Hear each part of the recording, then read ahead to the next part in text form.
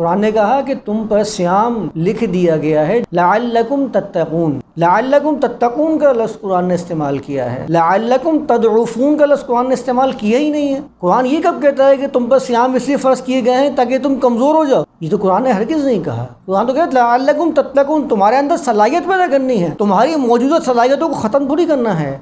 आप ज़रा जायज़ा ले लें 30 दिन रोज़ा रखने वालों का हाल, उनकी सलाहियतें बढ़ती हैं या ख़त्म होती चली जाती है, मांग पड़ती चली जाती हैं, और आखिर में जब 20 और 22-25 के बाद जब उनका हाल देखते हैं तो वो बस धान पान से नजर आ रहे होते हैं। उनके अंदर इतनी सलाहियत नहीं होती है कि वो कोई काम कर लें, जो मामूल वाला काम भी कर लें।